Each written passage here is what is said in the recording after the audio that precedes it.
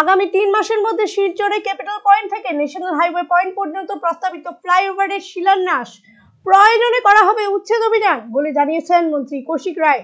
শিলচরের যে যানজটের সমস্যা, এই যানজটের সমস্যা থেকে যদি সমাধান করতে উড়ালপুরের ফ্লাইওভারের প্রয়োজন আছে।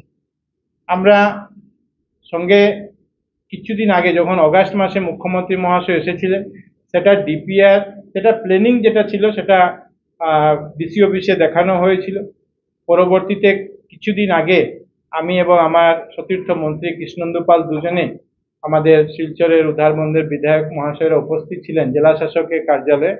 শিলচরের কিছু সংগঠন বিশিষ্ট ব্যক্তিদের সঙ্গে আমরা বসে সেখানে মতামত গ্রহণ করা হয়েছিল এবং আমরা দেখেছি যে এই বাজেটে এটা দুটা প্রপোজাল, কিন্তু ফার্স্ট ফেজ হিসাবে সরকার এই বাজেটের মধ্যে 700 কোটি টাকা ঘোষণা করেছে, ধার্য করা হয়েছে যাতে আমরা শিলচরে উড়ালপুল আমরা এখানে করতে পারি।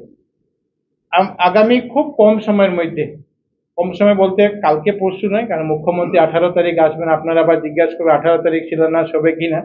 আগামী 3 মাসের মধ্যে আমি আপনাদেরকে এটা বলতে পারি দায়িত্ব নিয়ে যে উড়ালপুরের যে প্রারম্ভিক কাজ, সেই প্রারম্ভিক কাজ আমরা শুরু করতে পারবো, যাতে, কারণ এটা সরকার স্যাংশন করেছে, দুটা প্রপোজাল এখানে আছে, দুটা ফ্লাইওভার করা, ফেজ 1 ফেজ 2 হিসাবে করার। কিন্তু শিলচরের মানুষের আজকে যদি, শিলচর নয় শুধু বরাক উপত্যকার মানুষের যদি আজকের দিনে যানজট থেকে শিলচরে মুক্তি পেতে হয়, এটার অল্টারনেটিভ কিছু নেই। এই জন্য বিশেষভাবে এই যে প্রজেক্ট 700 কোটি টাকার একটা প্রজেক্ট, এটা এই ফ্লাইওভারের জন্য নেওয়া হয়েছে, সেটার জন্য আমরা অত্যন্ত আনন্দিত এবং দল হিসাবে আমরা গৌরবান্বিত যে আমরা যে প্রতিশ্রুতি আজকে থেকে 10 বছর আগে জনগণকে আমরা দিয়েছিলাম, সেটা আমরা বাস্তবায়িত করার পথে সেটা আমরা আরম্ভ করেছি।